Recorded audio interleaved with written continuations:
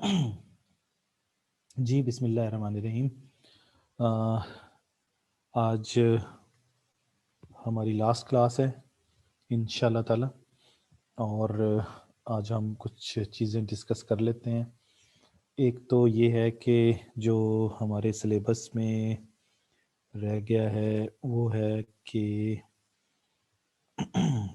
Definition of economics. तो मैं आपको इसका एक ओवरव्यू दे देता हूँ। तो डेफिनेशन ऑफ इकोनॉमिक्स, तो डेफिनेशन ऑफ इकोनॉमिक्स के हवाले से ये है कि इकोनॉमिक्स में हम बात करते हैं एक तो क्लासिकल स्कूल ऑफ थॉट की। क्लासिकल स्कूल ऑफ थॉट, और ये एक क्लासिकल स्कूल ऑफ थॉट। दूसरा है नो क्लासिकल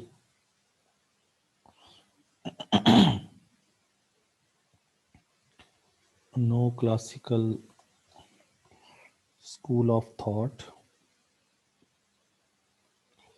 और तीसरा जो है वो है लंदन स्कूल ऑफ इकोनॉमिक्स।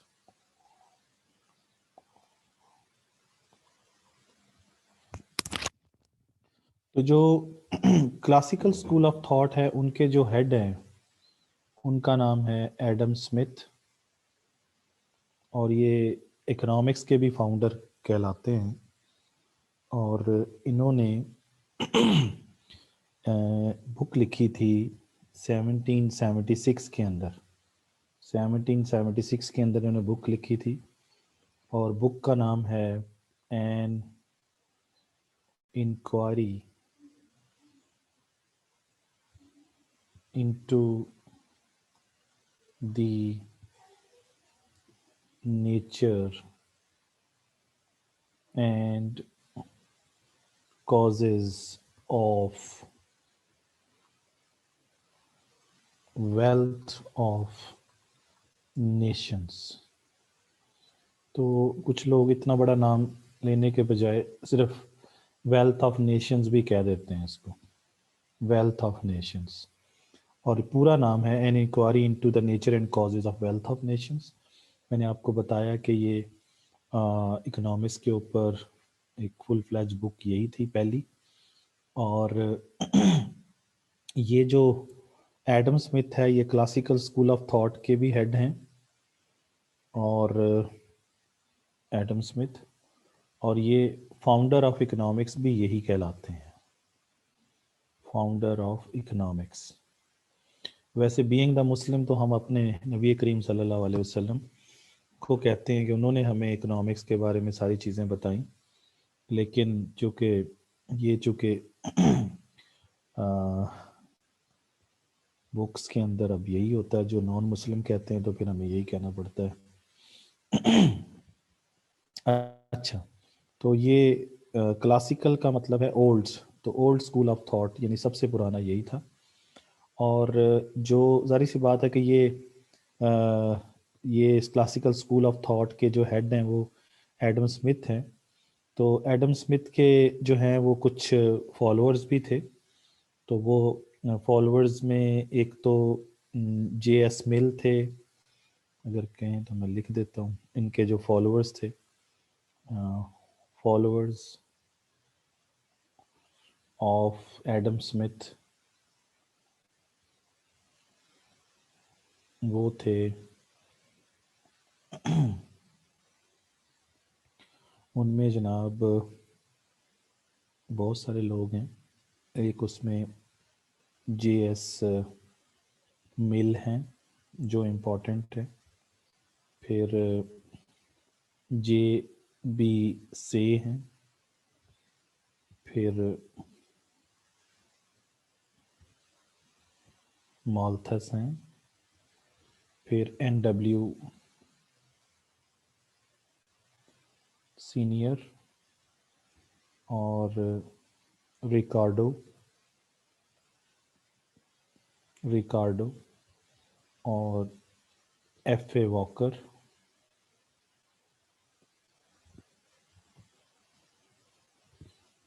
ये वगैरह, ये सारे कहलाते हैं जो कि कौन है, ये फॉलोअर्स ऑफ एडम स्मिथ हैं, या कह लीजिए कि ये क्लासिकल स्कूल ऑफ थॉट से जो ताल्लुक़ रखने वाले लोग हैं वो ये हैं। ठीक हो गया जी। तो ये एक्चुअली थे लोग। अच्छा, अब इसमें ये है कि एडम स्मिथ ने इकोनॉमिक्स के बारे में क्या कहा। एडम स्मिथ ने ये कहा कि इकोनॉमिक्स इज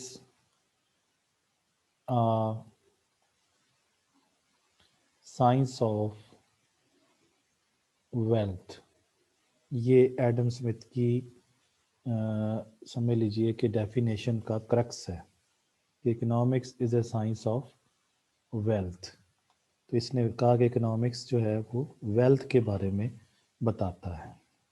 और इसने क्या किया, इसने फिर इस वेल्थ के हवाले से ही जब वेल्थ की डिस्कशन की तो इसने 4 चीज़ों के ऊपर डिस्कशन की। एक, इसने कहा कि प्रोडक्शन ऑफ वेल्थ, इकोनॉमिक्स में जो बात होती है प्रोडक्शन ऑफ वेल्थ, फिर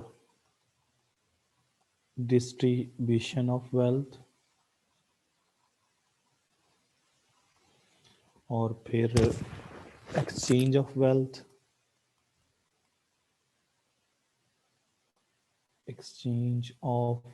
और फिर आखिरी कंजम्पशन ऑफ वेल्थ। तो इसने इकोनॉमिक्स को 4 हिस्सों में डिवाइड किया। एक आपके सामने production of wealth, distribution of wealth, exchange of wealth और कंजम्पशन ऑफ वेल्थ। तो production, distribution, exchange of wealth और consumption of wealth. Production of wealth के हवाले से इसने बताया कि लैंड, चारों फैक्टर्स जो होते हैं, लैंड, लेबर, कैपिटल और एंटरप्राइज, ये 4 फैक्टर्स बड़े इंपॉर्टेंट होते हैं और इन्हीं के दरमियान ही गुड्स एंड वेल्थ का मतलब इसने लिया था, गुड्स एंड सर्विसेज। ठीक है जी। तो डिस्ट्रीब्यूशन ऑफ वेल्थ में इसने कहा था कि रेंट मिल जाता है डिस्ट्रीब्यूट होके, वेज मिल जाती है, इंटरेस्ट और प्रॉफिट ये आता है। एक्सचेंज ऑफ वेल्थ में इसने ट्रेड की बात की थी, इंटरनेशनल ट्रेड के हवाले से, और इसमें 2 थ्योरी, एक थ्योरी जो इसने दी थी एडम स्मिथ ने वो थी एब्सोल्यूट एडवांटेज थ्योरी, और एक थ्योरी जो रिकॉर्डो ने दी थी वो है कंपैरेटिव एडवांटेज थ्योरी। रिकॉर्डो जो है वो भी क्लासिकल इकोनॉमिस्ट है। तो कंपैरेटिव एडवांटेज थ्योरी, चूँकि हमारे सिलेबस में ट्रेड थ्योरीज नहीं है तो इसलिए मैं इस पर कोई डिस्कशन नहीं कर रहा। एब्सोल्यूट एडवांटेज थ्योरी और comparative advantage theory. Absolute advantage theory Adam Smith ने दी थी, और ये जो थी ये डेविड रिकार्डो ने दी थी। रिकार्डो मैंने अभी आपको बताया कि वो इनका क्या है, फॉलोअर है। तो ये इसका मतलब दोनों थ्योरीज क्लासिकल इकोनॉमिस्ट ने ही दी थी। ये आप चारों फैक्टर्स ऑफ प्रोडक्शन पहले पढ़ चुके हैं, तो ये किस कैटेगरी के अंदर आते हैं, प्रोडक्शन ऑफ वेल्थ के अंदर आते हैं। और ये इनकी चारों फैक्टर्स की प्राइसेस भी आप पढ़ चुके हैं, ये डिस्ट्रीब्यूशन होती है। और कंजम्पशन ऑफ वेल्थ के हवाले से भी आप लोग ने पूरा चैप्टर पढ़ा था कंजम्पशन ऑफ वेल्थ के हवाले से। तो उसमें आप लोगों ने पढ़ा था कि कैसे लोगों को खर्च करना चाहिए, और उसमें मैक्रो लेवल पे भी पढ़ा था, माइक्रो लेवल पे भी पढ़ा था। तो माइक्रो लेवल के ऊपर आपने यूटिलिटी अभी पढ़ा है, और फिर आपने कंजम्पशन के बारे में पढ़ा था, जैसे एपीसी, MPC वगैरह, है ना। तो ये सारी चीज़ें, तो ये क्लियर होगी आपको। ये डेफिनेशन है, बाकी नोट्स मैंने आपको इसके दिए हुए हैं, आप मज़ीद इसकी डिटेल पढ़ लीजिएगा। अच्छा, उसके बाद जो दूसरा स्कूल ऑफ थॉट है वो है neo classical school of thought, और इसके हेड के बारे में आप अच्छी तरीके से जानते हैं। उनका नाम है डॉक्टर एल्फ्रेड मार्शल। ये वही मार्शल है जिसने लॉ ऑफ डिमांड और लॉ ऑफ सप्लाई दिए थे, डॉक्टर एल्फ्रेड मार्शल। ये न्यो क्लासिकल स्कूल ऑफ थॉट के हेड भी हैं, ठीक है जी। न्यो क्लासिकल स्कूल ऑफ थॉट के हेड हैं ये। और जाहिर सी बात है, कोई हेड होता है तो उसके कोई फॉलोअर्स भी होते हैं। इन्होंने 1800 1890 में, 1890 में बुक लिखी थी इकोनॉमिक्स के ऊपर, और उस बुक का नाम था प्रिंसिपल्स ऑफ इकोनॉमिक्स। ये किताब का नाम था, जो 1890 में लिखी थी अल्फ्रेड मार्शल ने। और इसकी इनकी जो इन्होंने जो इकोनॉमिक्स की डेफिनेशन की थी, बड़ी लंबी चौड़ी डेफिनेशन है, लेकिन हम इसको इतनी लंबी चौड़ी डेफिनेशन यहाँ पे नहीं लिखते। आपके पास किताब में नोट्स में मैंने दी हुई, वहाँ से देख लीजिएगा। लेकिन इसने कहा क्या था उसके अंदर, इसने कहा था कि इकोनॉमिक्स, इसने क्या कहा था, economics is a science of material welfare. Material welfare, ये इसने इकोनॉमिक्स के बारे में कहा था। Economics is a science of material welfare. समझ आ गई? इसका मतलब ये है कि इंसानों की अगर वेलफेयर हो मटेरियली, तो वो कौन है, वो क्या है, वो फिर इकोनॉमिक्स कहलाती है। मैं डिटेल पे डिस्कशन नहीं कर रहा क्योंकि आज लास्ट लेक्चर है, मैं जस्ट एक ओवरव्यू दे रहा हूँ आपको। और इसके फॉलोअर्स कौन कौन थे? Followers of martial,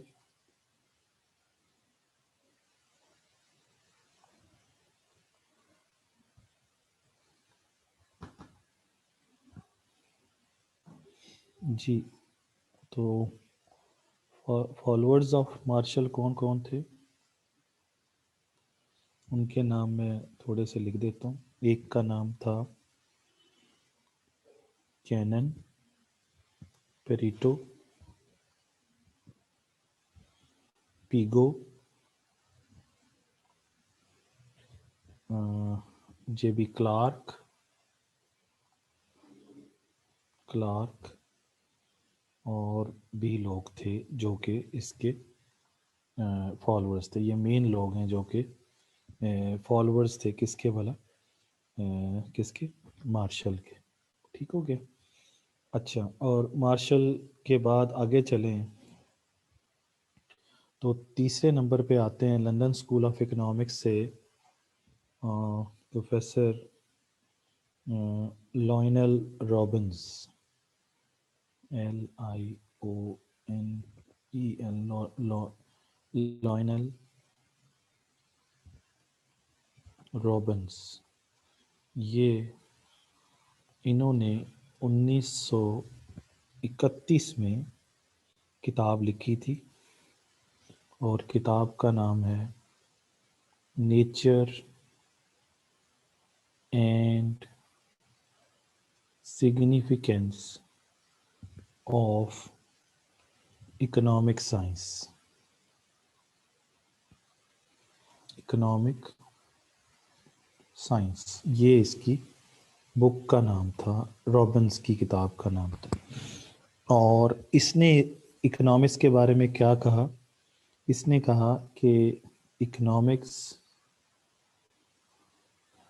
is a science of scarce resources, scarce resources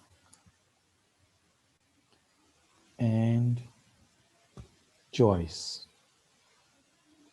ये जो मैंने लिखी है ना सारी, ये एक्चुअली क्रक्स है उनकी डेफिनेशंस का। एग्जैक्ट डेफिनेशंस आप नोट्स में से देख लीजिएगा।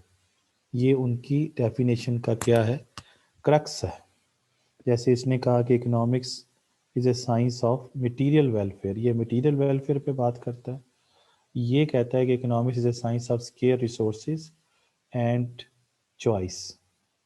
और दुनिया में आज तक जितनी भी इकोनॉमिक्स की डेफिनेशंस हुई हैं, उनमें से सबसे बेहतर डेफिनेशन जो है वो यही समझी जाती है। किसकी डेफिनेशन समझी जाती है?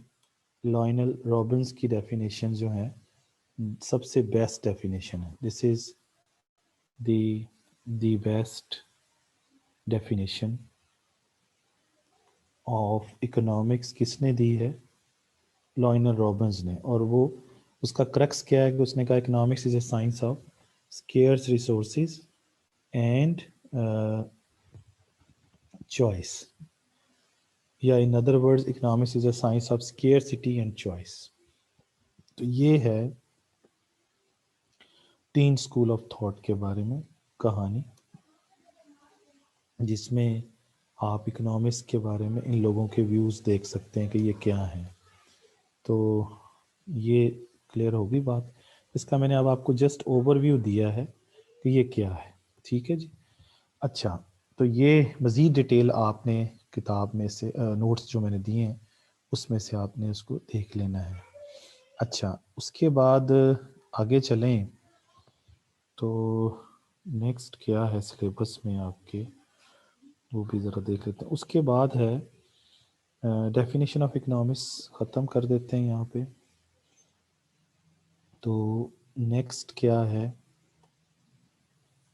नेक्स्ट है भाई allocation of square resources and wants. अच्छा, एक चीज़ और जहन में रखें कि जो रॉबिन्स की इकोनॉमिक्स की डेफिनेशन है ना, उसमें उसने ये कहा था कि इंसानों की जो वांट्स है ना, वो उनकी रिसोर्सेज से ज़्यादा है। और इस चीज़ को रॉबिन्स ने ये कहा था, कि मैं आपको रॉबिन्स की बात दोबारा बता रहा हूँ। रॉबिन्स ने ये कहा था कि इंसानों की जो वांट्स हैं वो ज़्यादा हैं, रिसोर्सेज कम हैं। और इस चीज़ को उसने क्या नाम दिया था? इस चीज़ को उसने कहा था कि इकोनॉमिक प्रॉब्लम। इसको इकोनॉमिक प्रॉब्लम कहते हैं। और उसने कहा था कि दुनिया के हर शख्स को यही मसला है। कोई भी शख्स हो दुनिया का, उसका यही मसला है कि उसकी वांट्स ज़्यादा हैं और उसके रिसोर्सेज कम हैं। और उसकी सारी ज़िंदगी इसी चीज़ पे गुजर जाती है कि रिसोर्सेज को वो क्या करे, बढ़ाए। और रिसोर्सेज को बढ़ाने के लिए वो अपनी तगोदो करता रहता है। समझ गए? और वांट्स के हवाले से उन्होंने ये कहा था कि अनलिमिटेड वांट्स हैं, अनलिमिटेड वांट्स हैं। नंबर 2 उन्होंने कहा था कि वांट्स जो हैं, wants are not of equal importance, यानी तमाम वांट्स की इम्पोर्टेंस भी एक जैसी नहीं है। नंबर 3 इन्होंने कहा था कि रिसोर्सेज जो हैं, रिसोर्सेज जो हैं वो स्केर्स हैं। और फिर अगली बात कही थी कि रिसोर्सेज हैव अल्टरनेटिव यूजेस। ये 4 बातें एडम स्मिथ की डेफिनेशन में इम्पॉर्टेंट हैं। 2 वांट्स से रिलेटेड हैं, ये 2 वांट्स से रिलेटेड हैं, और 2 रिसोर्सेज से रिलेटेड हैं। तो इसमें तो आपको बात समझ में आती है कि वांट्स अनलिमिटेड हैं, उसका तो कोई इंतहा ही नहीं है, जिस मर्ज़ी से पूछ लें वो आपको एक पूरी लिस्ट दे देगा। और फिर वांट्स बार बार जनरेट होती हैं, एक दफ़ा पूरी हो जाए फिर दोबारा जनरेट हो जाती हैं। और वांट सारी एक जैसी इंपॉर्टेंस भी नहीं रखती हैं, कोई वांट ज़्यादा इंपॉर्टेंट है और कुछ वांट्स जो हैं वो कम इंपॉर्टेंट हैं। ठीक है ना जी। रिसोर्सेज के हवाले से, रिसोर्सेज स्केर्स हैं। स्केर्स मैंने आपको पहले भी समझाया था। स्केर्स का मतलब स्केर्सिटी से है। स्केर्स का मतलब ये होता है कि people do not have, scarce का मतलब क्या है, people do not have as much as they want to have. ठीक है जी, जितना वो चाहते हैं अगर उतना ना हो तो वो स्केर्स होता है। और फिर आगे है कि जो रिसोर्सेज हैं उनके अल्टरनेटिव यूजेस भी हैं। इसको आप एक एग्जांपल से समझ लीजिए। जैसे मैं आपसे कहूँ कि आपके पास कितने रिसोर्सेज हैं, तो आप कहते हैं जी फॉर एग्जांपल कि जी मेरे पास 100 रुपया है, ये आपके रिसोर्स है। अब मैं आपसे पूछता हूँ कि आपकी वांट्स क्या क्या है, तो आप कहते हैं जी कि मेरी वांट्स है एप्पल है, ये मेरी पहली वांट है। नंबर 2, मैं मेडिसिन ख़रीदना चाहता हूँ। नंबर 3, मैं बुक ख़रीदना चाहता हूँ या चाहती हूँ। नंबर 4, मैं सिनेमा में जाना चाहता हूँ। ये 4 वांट्स हैं। अब देखें, आपको नज़र आ गया कि रिसोर्सेज और ये वांट्स जो हैं उसमें फ़र्क देख लें, तो आपको नज़र आएगा कि वांट्स जो हैं वो रिसोर्सेज से क्या है, ज़्यादा है। वांट्स 4 हैं। और आप ये भी जानते हैं कि जैसे अभी मैंने कहा कि रिसोर्सेज का अल्टरनेटिव यूजेस भी हैं। यानी इस 100 रुपये का एक यूज़ ये है कि आप एप्पल ख़रीद लें, या आप ये ख़रीद लें, या आप ये ख़रीद लें, या आप ये ख़रीद लें। तो एक नहीं है कि 100 रुपये की एक चीज़ ही नहीं आती है, उसके अल्टरनेटिव यूजेस भी हैं। लेकिन ये अब आपकी मर्ज़ी है कि आप कौन सी चीज़ ख़रीदते हैं या कौन सी नहीं ख़रीदते हैं, तो उसका यूज़ एक नहीं है। तो अब आप से पूछा जाएगा जी आप कौन सी चीज़ ख़रीदेंगे। तो फ़र्ज़ करें आप कहते हैं जी कि मेरे नज़दीक फॉर मिस्टर ए, वो कहता है कि मुझे जो है वो मेडिसन जो है मेरे लिए पहले नंबर पे है। तो ये उसके नज़दीक जो है वो फर्स्ट प्रायोरिटी पे है। फिर उससे पूछते हैं दूसरे नंबर पे क्या है, तो वो कहता है दूसरे नंबर पे मेरे लिए बुक्स हैं, तो ये दूसरे नंबर पे है। समझ गए। फिर उससे पूछते हैं कि आपके नज़दीक तीसरे नंबर पे क्या है, तो वो कहता है तीसरे नंबर पे ये है, और चौथे नंबर पे ये है। ये किसी एक बंदे ने आपको बताई अपनी वांट्स की इम्पोर्टेंस कि कौन सी आप पहले पूरा करना चाहेंगे। तो आप देखें कि अगर आपने 100 रुपया है तो 100 रुपये से तो सिर्फ एक चीज़ ही इन चारों में से आ सकती है। और फ़र्ज़ करें कि आपने एप्पल ख़रीद लिया, सॉरी मेडिसिन खरीद ली। तो मेडिसिन जब आपने ख़रीद ली, तो अगर आप मेडिसिन ना ख़रीदते तो फिर आप क्या ख़रीदते। तो दूसरे नंबर पे देखें क्या चीज़ है, दूसरे नंबर पे बुक्स हैं। तो आप कहेंगे जी दूसरे नंबर पे तो बुक्स हैं, तो फिर इस मेडिसिन को ख़रीदने की जो कॉस्ट है ना, जिसे हम कहते हैं अपॉर्चुनिटी कॉस्ट, यहाँ से एक और कॉन्सेप्ट भी समझिए जिसे हम क्या कहते हैं, अपॉर्चुनिटी कॉस्ट। तो अपॉर्चुनिटी कॉस्ट किसे कहते हैं, cost of next best alternative, alternative, cost of next best alternative. तो अब आपने अगर ये ख़रीद लिया है, मेडिसिन ख़रीद ली है, तो उसके बाद नेक्स्ट नेक्स्ट बेस्ट अल्टरनेटिव क्या है, वो बुक है। इसका मतलब मेडिसिन को ख़रीदने की जो अपॉर्चुनिटी कॉस्ट है वो बुक है। यानी बुक्स जो हैं, बुक्स आर दी, इसको अपॉर्चुनिटी कॉस्ट को ओसी कह देते हैं, opportunity cost of purchasing medicine. यानी मेडिसिन को ख़रीदने की अपॉर्चुनिटी कॉस्ट बुक्स हैं। तो आपने सेकंड नंबर पे देखना है, जो आपके सेकंड नंबर पे होगा वो अपॉर्चुनिटी कॉस्ट होगा उस चीज़ की। समझ गए। तो यहाँ पर सेकंड नंबर पे क्या आ रहा था, बुक्स था ना। तो इसको ख़रीदने की अपॉर्चुनिटी कॉस्ट ये है, यानी यहाँ पे ये था ना कि cost of next best alternative. तो इसका पहले का नेक्स्ट बेस्ट अल्टरनेटिव 2 ये है, फिर अगर देखें तो फिर ये है, फिर देखें तो फिर ये है। तो अपॉर्चुनिटी कॉस्ट क्या है कि you have different opportunities, you have 4 opportunities, this, but you are purchasing medicine, and after the medicine if you can purchase, because you can't purchase all the things from 100 rupees. आप इनमें से कोई एक खरीद सकते हैं और सब फर्ज कर लें 100 रुपये की आती हैं, या तो 100 रुपये की मेडिसिन लेंगे तो फिर बाकी कुछ नहीं बचेगा, 100 रुपये के सेब खरीदेंगे तो फिर कुछ नहीं बचेगा। तो आपने कहा जी मुझे तो मेडिसिन चाहिए, तो मेडिसिन नया खरीदते तो फिर आपसे पूछते हैं फिर क्या खरीदते, तो वो कहते हैं बुक्स खरीदते। तो इसका मतलब इस वक्त मेडिसिन खरीदने की जो अपॉर्चुनिटी कॉस्ट है ना, वो बुक्स है, क्योंकि बुक्स नेक्स्ट बेस्ट अल्टरनेटिव है। बुक्स क्या है? नेक्स्ट बेस्ट अल्टरनेटिव है। जो भी नेक्स्ट बेस्ट अल्टरनेटिव होता है उसे हम अपॉर्चुनिटी कॉस्ट कहते हैं। ठीक है जी। और यहाँ पे मैंने आपको इस एग्जांपल से अपॉर्चुनिटी कॉस्ट भी समझा दिया, और ये भी समझा दिया कि आपके जो रिसोर्सेज हैं वो देखें और उसके यूजेस देखें क्या क्या हैं, और यहाँ पे वांट्स भी देखें कि वांट्स जो हैं वो ज़्यादा हैं रिसोर्सेज से। और अगली बात, रिसोर्सेज के अल्टरनेटिव यूजेस भी हैं। और यानी एक 100 रुपया ये रिसोर्स है ना, तो इसका यूज़ क्या है? एप्पल खरीद लो, एक यूज़ ये है कि मेडिसिन खरीद लें, एक यूज़ ये है कि बुक खरीद लें, एक यूज़ ये है कि सिनेमा टिकट खरीद लें। तो यूजेस ये नहीं है कि अगर किसी का अल्टरनेटिव यूज़ नहीं है तो उसकी फिर अपॉर्चुनिटी कॉस्ट भी नहीं है। समझ गए ये बात?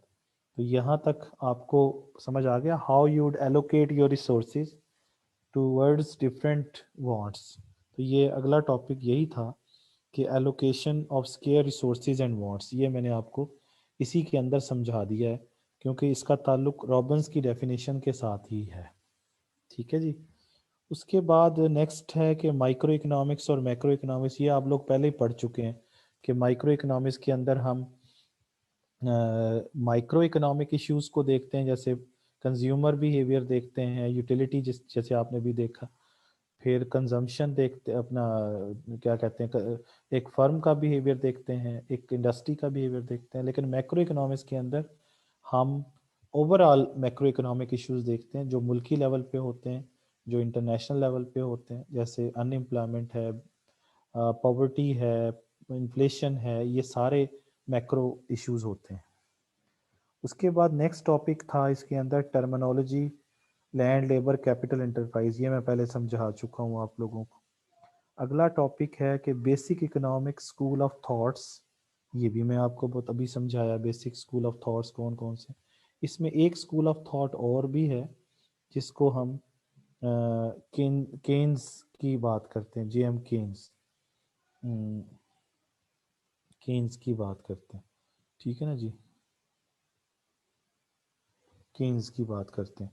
तो ये जे एम केन्स, तो जे एम केन्स जो है ये भी बहुत बड़ा नाम है, और एक्चुअली ये तो एडम स्मिथ तो फाउंडर ऑफ इकोनॉमिक्स है, लेकिन जो फाउंडर ऑफ मैक्रो इकोनॉमिक्स है, फाउंडर ऑफ मैक्रो इकोनॉमिक्स है, वो जे एम केन्स है। ये भी हमें पता होना चाहिए।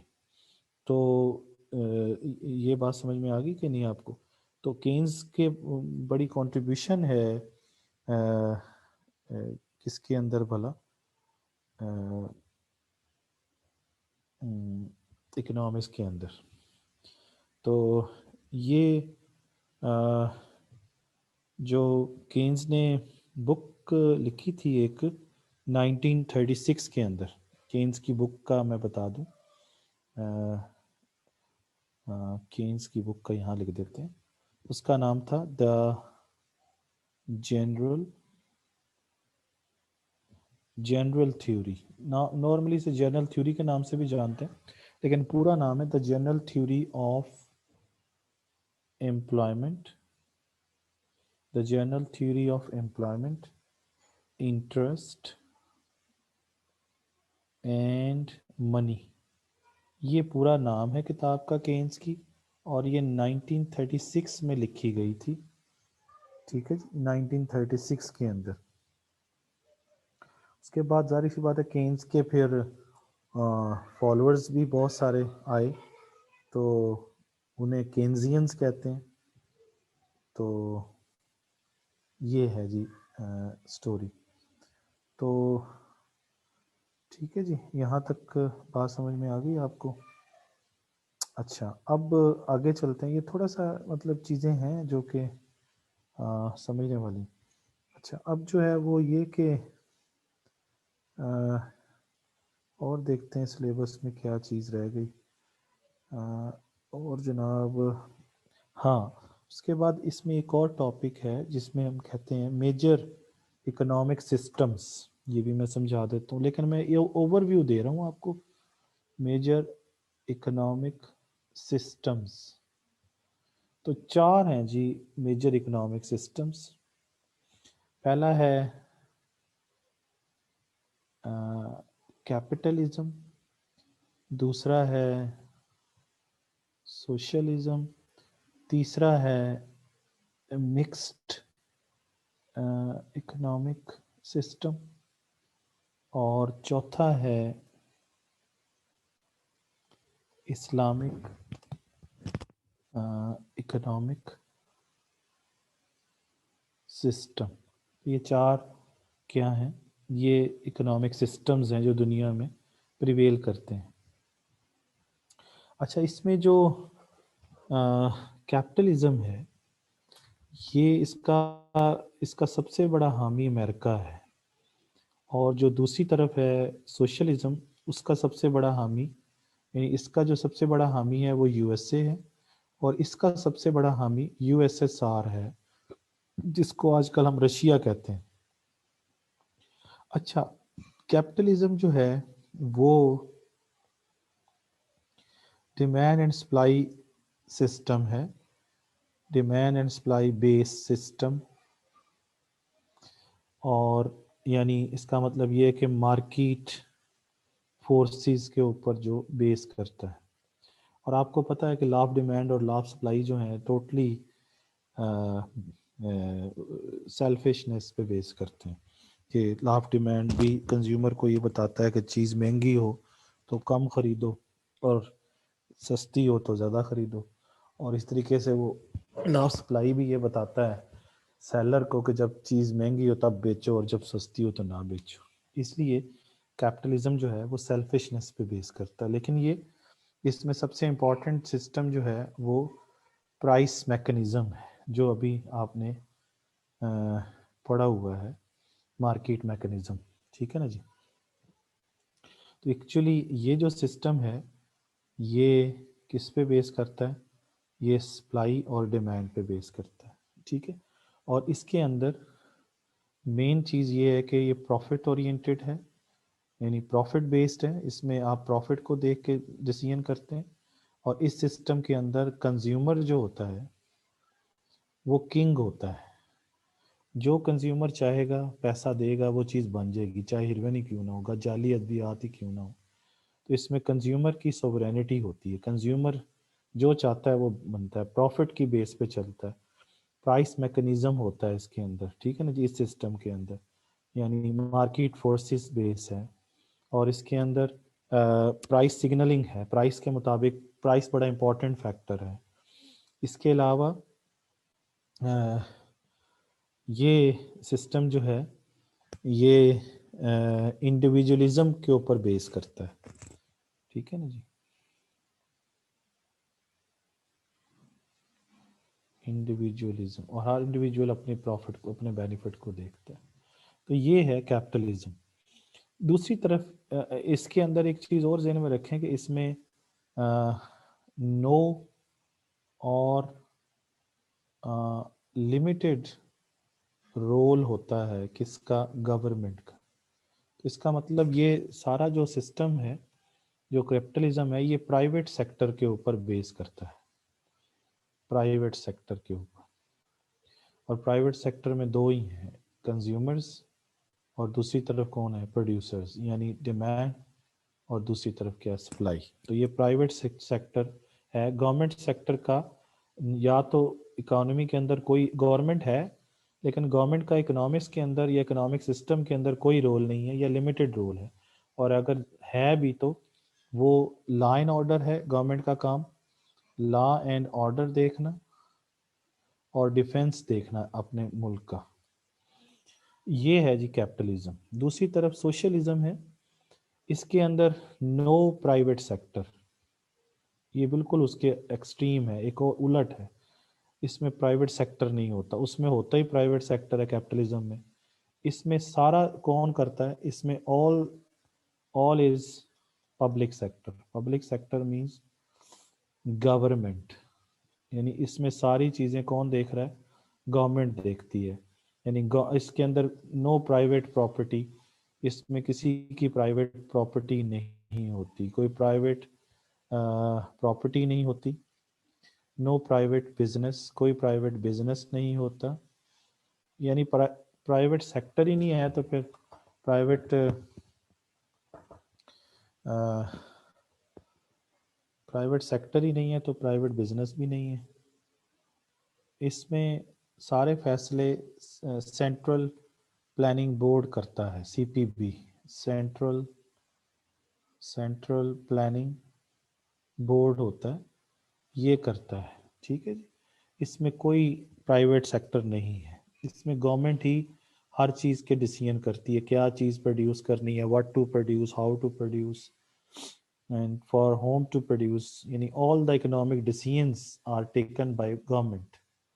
तो ये एक एक्सट्रीम है। ये भी एक्सट्रीम है कि इसके अंदर सारा का सारा कौन होता है, कि इसके अंदर सिर्फ प्राइवेट सेक्टर होता है। ये भी एक्सट्रीम है कि इसके अंदर है ही प्राइवेट सेक्टर कैपिटलिज्म के अंदर।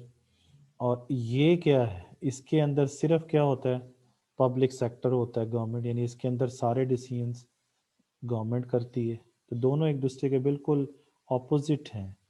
और आपको अगला अब सिस्टम समझ में आ गया होगा कि सोशलिज्म, कैपिटलिज्म और मिक्स्ड इकोनॉमिक सिस्टम अब आपको समझ में आ गया होगा कि इसके अंदर पब्लिक सेक्टर भी मौजूद होता है और प्राइवेट सेक्टर भी मौजूद होता है। जैसे कि हमारे मुल्क में जो है वो मिक्स्ड इकोनॉमिक सिस्टम में हमें गवर्नमेंट के इदारे भी नज़र आते हैं और प्राइवेट इदारे भी नज़र आते हैं आपको बहुत सारे, है ना। तो ये मिक्स्ड इकोनॉमिक सिस्टम है। अच्छा, और इस्लामिक इकोनॉमिक सिस्टम क्या है? इस्लाम तो मियाना रवि का दर्स देता है ना। तो ये जो पहले दो सिस्टम्स हैं ये मियाना रवि के ऊपर तो बेस नहीं करते। ये दोनों, ये तो एक्सट्रीम सिचुएशन है कि एक में सिर्फ प्राइवेट सेक्टर है और एक में सिर्फ पब्लिक सेक्टर है। तो इसका मतलब है कि इस्लामिक जो होगा सिस्टम वो किसके करीब होगा, वो मिक्स इकोनॉमिक सिस्टम के करीब होगा। तो इस्लामिक इकोनॉमिक सिस्टम भी क्या है, ये भी मिक्स्ड इकोनॉमिक सिस्टम ही है। That is mixed economic system but with in the rules of halal and haram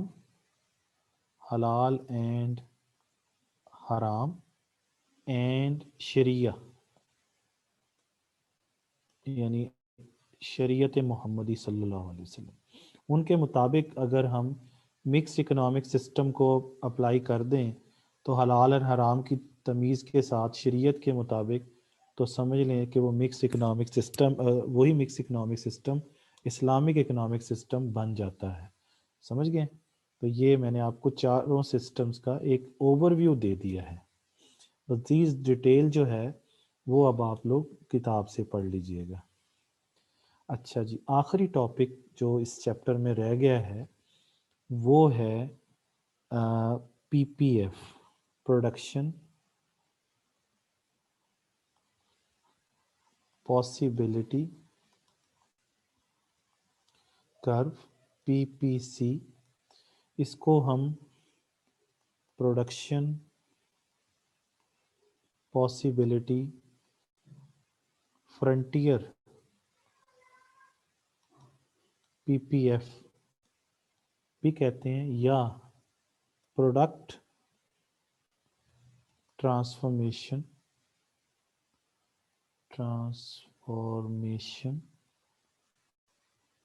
curve भी कहते हैं, यानी पीटीसी। तो PPC shows the various combinations of two goods which an economy can produce after the full utilization of available resources। ये है जी इसकी definition. अब आप इसके नाम में देखें पॉसिबिलिटी है, प्रोडक्शन की पॉसिबिलिटी को शो करने वाला कर्व। और पॉसिबिलिटी के लिए एक इंग्लिश में जो लफ्ज़ यूज़ होता है वो कैन होता है। जैसे आप कहते हैं कैन आई कम, तो मतलब इसका मतलब ये है कि is there any possibility to come, या कैन यू डू दिस, क्या आप ये कर सकते हैं, मतलब पॉसिबिलिटी है। तो कैन इसमें बड़ा इंपॉर्टेंट लफ्ज़ है।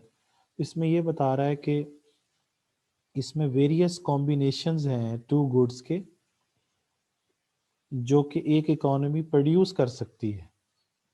लेकिन कैसे कर सकती है कि उसके पास जो अवेलेबल रिसोर्सेज हैं उनकी फुल यूटिलाइजेशन अगर कर ली जाए तो पीपीएफ बनता है। अब मैं पीपीएफ बना के दिखा दूं, ये भी बड़ा लंबा चौड़ा सवाल है लेकिन हम इसको डिटेल में नहीं करते, एक व्यू दे देते हैं आपको। ये पीपीएफ है। अब इसमें आप ये कॉम्बिनेशन प्रोड्यूस कर लें, ये कर लें, ये कर लें, कोई भी कॉम्बिनेशन प्रोड्यूस कर लें, ये कर लें, कोई भी कर लें जो मैंने डॉट्स लगाए हैं। तो पॉइंट्स जो हैं, पॉइंट्स ऑन दी पीपीएफ जो है वो शो करते हैं फुल यूटिलाइजेशन ऑफ रिसोर्सेज। ठीक है जी। अच्छा, पॉइंट्स, ये था points on the PPF. Points below the PPF ये शो करते हैं अंडर यूटिलाइजेशन ऑफ रिसोर्सेज। जैसे फॉर एग्जांपल आप यहाँ पे हैं, तो ये ए पॉइंट जो है इसका मतलब ये है कि आप वाई के और एक्स के इतने यूनिट प्रोड्यूस कर रहे हैं। तो लेकिन अगर आप चाहें तो आप यहाँ से यहाँ भी जा सकते हैं, तो इस पॉइंट पे आ जाएं तो फुल यूटिलाइजेशन होगी। और इस जगह पे आप, इसका मतलब ये है कि आप एक्स के तो इतने यूनिट प्रोड्यूस कर रहे हैं, वाई के इतने कर रहे हैं ए पॉइंट के ऊपर, लेकिन इसके मुताबिक आप वाई के कम यूनिट प्रोड्यूस कर रहे थे। लेकिन अगर आप यहाँ पे आ जाएं तो वाई के ज़्यादा यूनिट मज़ीद प्रोड्यूस किए जा सकते हैं। या ए पॉइंट से आप इस पॉइंट पर चले जाएँ, यानी इधर से इधर या इधर से इधर चले जाएँ, तो इसका मतलब ये है कि वाई के आप कितने यूनिट्स कम प्रोड्यूस कर रहे थे एक्स के, सॉरी, तो आप एक्स के x2 यूनिट मज़ीद प्रोड्यूस कर सकते थे। तो ये आप नहीं कर रहे हैं अगर आप इस जगह पर हैं, इस जगह पर, समझ रहे हैं ना। अगर आप इस जगह पे हैं तो इसका मतलब ये है कि आप इतने एक्स के यूनिट कम प्रोड्यूस कर रहे हैं। और अगर आप यहाँ से इस पे चले जाएं, यानी ए से बी पर चले जाएं या ए से सी पर चले जाएं, तो that shows full utilisation of resources. ये तो इधर वाई के ज़्यादा यूनिट प्रोड्यूस किए जा सकते थे, इधर एक्स के किए जा सकते थे, लेकिन आप नहीं कर रहे हैं।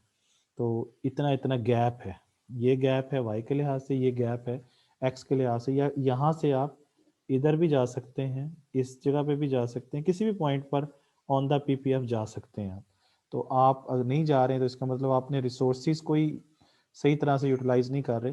तो रिसोर्सिस को यूटिलाइज करेंगे तो आप गुड्स को प्रोड्यूस करेंगे ना, वाई और एक्स को।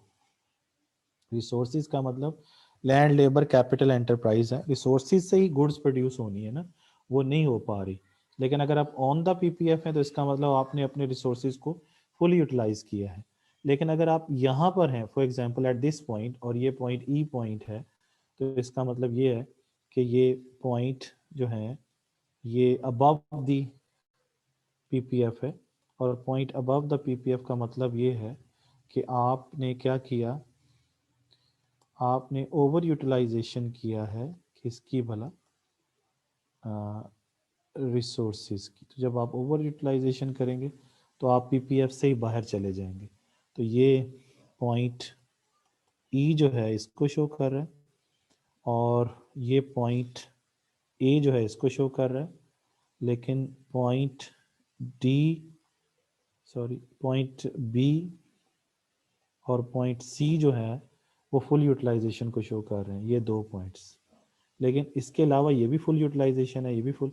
ऑन द पीपीएफ किसी भी जगह पे चले जाएं फुल यूटिलाइजेशन है, below the PPF under utilisation है, अबव द पीपीएफ जो है वो ओवर यूटिलाइजेशन ऑफ रिसोर्सेज है। तो ये समझ आ गई। तो अब यहाँ पे आप देख सकते हैं कि जैसे यहाँ पर x है और यहाँ पर ये y है और ये पीपीएफ है आपके पास। तो अगर आप यहाँ पर हैं तो यहाँ पर आपने y के इतने और x के इतने यूनिट प्रोड्यूस किए हैं, तो ये फुल यूटिलाइजेशन ऑफ रिसोर्सेज हैं। तो इसका मतलब ये है कि फॉर एग्जांपल आपके पास जो फैक्टर्स ऑफ प्रोडक्शन है या रिसोर्सेज हैं वो 100 हैं, तो 100 के 100 आपने इन दोनों की आउटपुट में लगा दिए हैं। अब आपके पास मज़ीद रिसोर्सेज नहीं है, और अगर आप x का एक यूनिट मज़ीद पैदा करना चाहते हैं या प्रोड्यूस करना चाहते हैं, तो उसका एक ही हल है कि आप y के यूनिट्स पहले से कम प्रोड्यूस करें। तो y के यूनिट जब पहले से कम प्रोड्यूस करेंगे तो इसमें से जो रिसोर्सेज लगे होंगे इसकी प्रोडक्शन में, वो इसकी प्रोडक्शन में लगाने पड़ेंगे। तो जब, क्योंकि आपके पास टोटल रिसोर्सेज जितने थे आपने इधर लगा दिए थे एक पॉइंट, तो बी पॉइंट पर अगर आपने x का एक यूनिट मज़ीद प्रोड्यूस करना है तो y के यूनिट्स कम करेंगे और y में से जो रिसोर्सेज निकलेंगे वो x की प्रोडक्शन में लगाएंगे, तो तब आप x को मज़ीद प्रोड्यूस कर सकते हैं। तो इसका मतलब ये जो y के यूनिट्स छोड़कर आप x के यूनिट्स मज़ीद प्रोड्यूस कर रहे हैं, तो ये x का एक यूनिट प्रोड्यूस करने के लिए y के जितने यूनिट आप छोड़ रहे हैं, ये x को प्रोड्यूस करने की एक कॉस्ट है जो आपको बियर करनी पड़ रही है कि इसको कम प्रोड्यूस करना पड़ रहा है। और इसको हम अपॉर्चुनिटी कॉस्ट फिर दोबारा से कह सकते हैं कि this is the opportunity cost, this is the opportunity cost of producing this one. तो y के यूनिट्स, y की यूनिट को प्रोड्यूस करने की अपॉर्चुनिटी लेने के लिए आप x के यूनिट्स को प्रोड्यूस करने की अपॉर्चुनिटी को लेने के लिए आपको y के यूनिट्स को क्या करना पड़ रहा है, छोड़ना पड़ रहा है। तो ये आपकी क्या है, अपॉर्चुनिटी कॉस्ट है of what, of producing 1 unit of x1. So to produce 1 unit of x1, we have to give up the production of y। तो हमें प्रोडक्शन ऑफ y को गिव अप करना पड़ेगा और उसमें से जो रिसोर्सेज निकलेंगे वो x1 की प्रोडक्शन पे लगाएंगे, क्योंकि ए पॉइंट पर जितने रिसोर्सेज थे वो सारे लग गए हैं।